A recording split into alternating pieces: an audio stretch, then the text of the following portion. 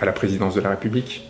On pense évidemment à Marine Le Pen, mais lorsqu'il s'agit par contre de s'assurer que pas une critique ne sera faite à l'égard d'un homme en fin de parcours, eh bien là, tous les moyens sont mobilisés. Eh bien là, il y a là quelque chose de l'ordre de la déliquescence dans cette façon de faire. De la déliquescence car d'abord, on a peur des mots. Les mots font peur au point de mobiliser des hommes en armes. Et là, il y a quelque chose qui devrait inquiéter. Et puis, la médiocrité de la justification de ce texte montre que, visiblement, ce pouvoir n'arrive plus, s'il a un jour réussira à le faire, réussir à attirer des personnes de qualité et de valeur. Et donc, par ricochet, une interrogation qui va au-delà des partisans de M. Sonko, qui va au-delà du PASTEF et qui s'adresse à l'ensemble des Sénégalais. Est-ce que d'une part, vous ne considérez pas qu'il y a difficulté à des comportements de cet ordre et à l'image que cela renvoie des autorités de votre pays? Et d'autre part, n'êtes-vous pas inquiet que ce soit ces individus qui aujourd'hui vous gouvernent? Ce premier point me semble essentiel. Le second, encore une fois, la compromission à laquelle se prête ce pouvoir à l'égard des autorités politiques françaises m'inquiète. Elle m'inquiète parce que le peuple sénégalais mérite d'avoir des représentants qui soient indépendants, qui soient souverains, qui défendent leurs intérêts et leurs seuls intérêts. Les ressources gazières et pétrolières qui sont en train d'être exploitées produisent de l'avidité, produisent ces luttes violentes pour le pouvoir.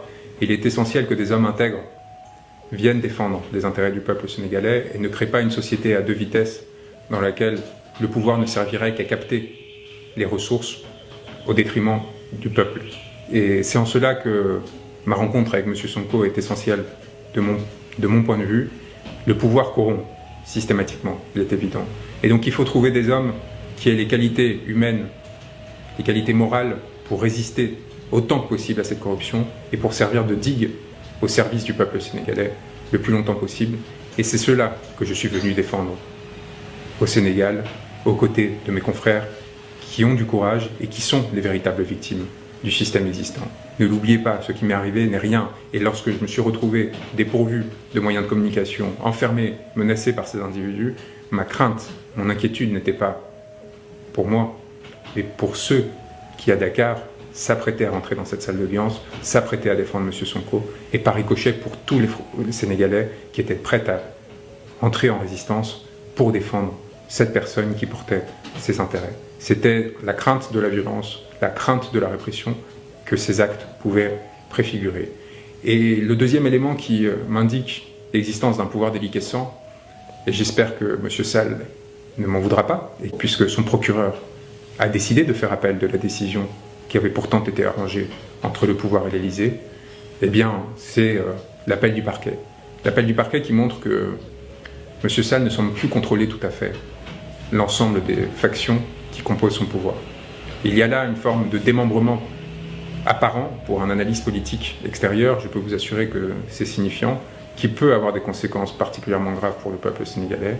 Et il est d'autant plus essentiel de s'assurer que M. Sonko, qui aujourd'hui est la principale figure d'opposition, puisse participer aux élections prochaines et soit en mesure de proposer une alternative à ce système qui aujourd'hui est en déliquescence et a provoqué de nombreuses conséquences particulièrement graves pour le peuple, y compris la mort d'un certain nombre de manifestants, que ce soit les 14 martyrs de 2021 ou depuis, dans de nombreuses reprises, des répressions particulièrement graves qui ont touché, y compris des responsables nationaux du PASTEF, auxquels il faut rendre hommage, ainsi qu'à mes confrères qui sont suspendus et qui sont dans une difficulté extraordinaire qu'il faut défendre absolument parce qu'encore une fois, à travers eux, c'est l'avenir du Sénégal qui est en jeu. Alors, dans ces circonstances-là, je voulais m'adresser à vous, d'une part parce que j'en ai pas eu l'opportunité, ça aurait été évidemment lors de mon arrivée à Dakar avec humilité,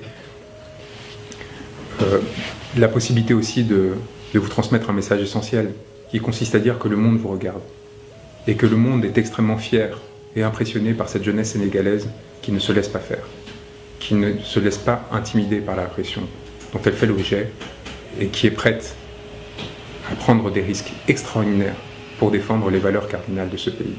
Et je peux vous dire que la France et le peuple français ont beaucoup à apprendre de ce qui se passe en ce moment au Sénégal et vous regardent avec une fierté extraordinaire, celle d'un peuple émancipé qui aujourd'hui est en mesure de nous faire leçon sur la façon de défendre les idéaux démocratiques et les systèmes dans lesquels une répartition des ressources justes puisse intervenir.